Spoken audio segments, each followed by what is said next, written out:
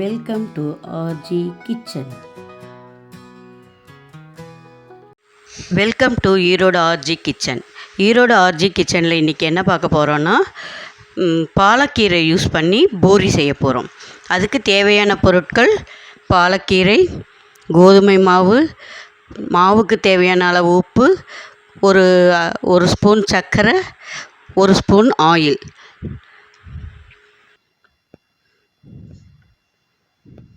அது ஃபோட்டோ தெரிச்சு பாலக்கீரை பூரிக்கு பாலக்கீரை காட்டினேன் இல்லைங்களா, அது சுடுதண்ணியில் போட்டு பிளான்ச் பண்ணி எடுத்து வச்சுருக்கேன். இதை அரைச்சி, தண்ணி விட்டு அரைச்சி மாவோடு சேர்த்து பிணையணும். பூரி மாவு பிணையறதுக்கு பவுலில் கோதுமை மாவு சேர்த்துருக்கேன். அதோட மாவுக்கு தேவையான அளவு உப்பு, சர்க்கரை, ஒரு ஸ்பூன் எண்ணெய் எல்லாம் சேர்த்தியாச்சு. இதோட பிளான்ச் பண்ணி வச்சுருந்தோம் இல்லைங்களா, அந்த கீரையை அரைச்சி கொண்டு வந்திருக்கேன். அதையும் இதோட சேர்த்திக்கணும்.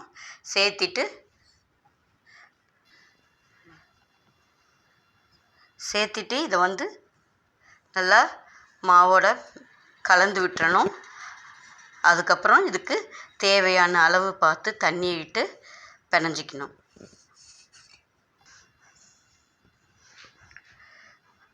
பாலக்கீரை அரைச்சி விட்டு தண்ணி எவ்வளோ வேணுமோ அவ்வளோ விட்டு பூரி பதத்துக்கு தகுந்த மாதிரி மாவு பிணைஞ்சி வச்சாச்சு. இது ஒரு 1/2 அன் ஹவர் ஊறினா போதும், பூரி போடுறதுக்கு ரெடி ஆயிடும். ஹலோ, பாலக் பூரிக்கு தக்காளி குருமா செய்ய போகிறோம். அதுக்கு தேவையான பொருட்கள்: தக்காளி, பெரிய வெங்காயம், கொத்தமல்லி தழை, புதினா தழை, கொத்தமல்லி தழை, தேங்காய், கறி மசாலா, உப்பு, கருவேப்பிலை, சில்லி பவுடர். குருமா செய்கிறதுக்கு வடசட்டியில் எண்ணெய் விட்டுருக்கேன். கடுகு தாளிக்கிறேன். கடுகு பொரிஞ்சதும் கருவேப்பிலை சேர்த்துருக்கேன். கருவேப்பிலை சேர்த்ததும் வெங்காயம் சேர்க்குறேன்.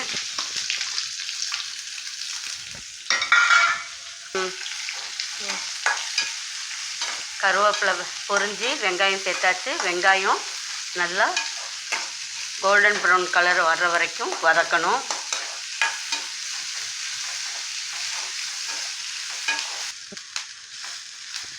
இப்போது வெங்காயம் வதங்கிடுச்சு. வெங்காயம் வதங்கினதும் புதினா சேர்க்குறேன். புதினாவும் நல்லா ஃப்ரை ஆகணும்.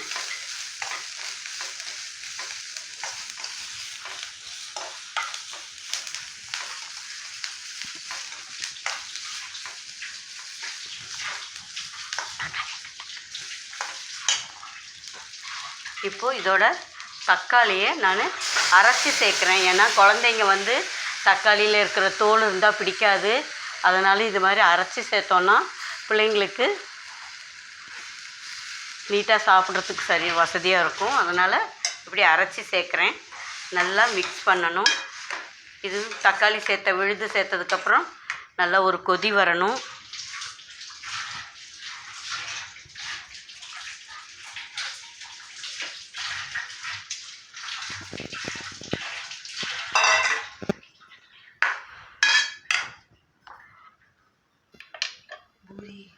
நல்லா இப்போது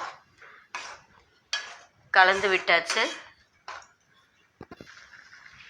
தக்காளி நல்லா கொதி வந்துருச்சு. தக்காளி கொதி வந்ததுக்கப்புறம் தனி மிளகாத்தூள் சேர்த்துருக்கேன். காரத்துக்கு நல்லா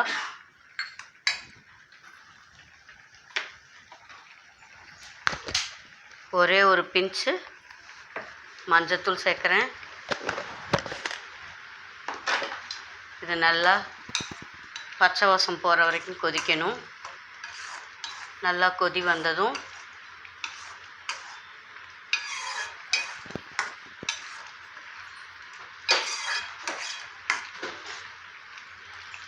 இப்போது நல்லா கொதி வந்துருச்சு. இதோட தேங்காய் எடுத்து வச்சுருந்தோம் இல்லையா, அதை நல்லா மிக்சியில் போட்டு நல்லா விழுதாக அரைச்சி கொண்டு வந்திருக்கேன். அதையும் சேர்க்குறேன்.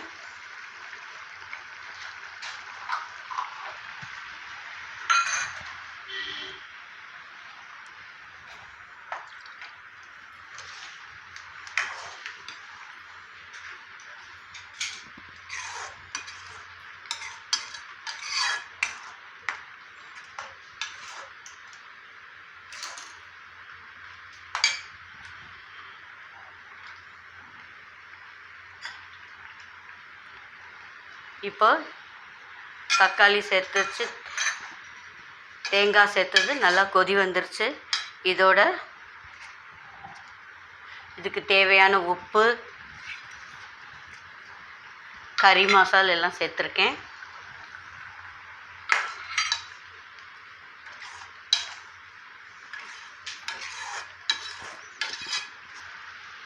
இப்போது தேங்காய் ஊற்றணும் இல்லையா, எல்லாம் சேர்ந்து நல்லா கலந்து வந்துருச்சு. கொதி வந்து இப்போது தக்காளி குருமாவோட டேஸ்ட்டு பார்க்கலாம். டேஸ்ட் பார்த்துட்டு உப்பு பத்தலை அப்படின்னா இந்த சமயத்தில் சேர்த்துக்கலாம். இதுக்கப்புறம் தக்காளியை ஸ்கியூபாக கட் பண்ணி வச்சுருக்கேன், அதை இதோடு சேர்க்குறேன்.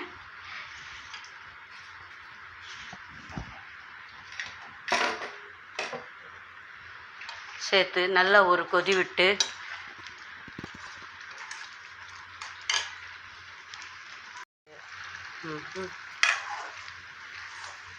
தக்காளி க்யூபாக சேர்த்துருந்தது ஒரு கொதி வந்துருச்சு. இதோட கொத்தமல்லி தள்ளி சேர்த்தாச்சு. அவ்வளோதான், தக்காளி குருமா ரெடி ஆயிடுச்சு. இது டேஸ்ட் ரொம்ப நல்லாயிருக்கும். பூரிக்கு செஞ்சு பாருங்கள். இப்போ பூரி போடுறதுக்கு கடாயில் எண்ணெய் சூடாக இருக்குது. பூரி போட்டிருக்கேன். பாருங்கள், நல்லா பூரி பொங்கி வருது.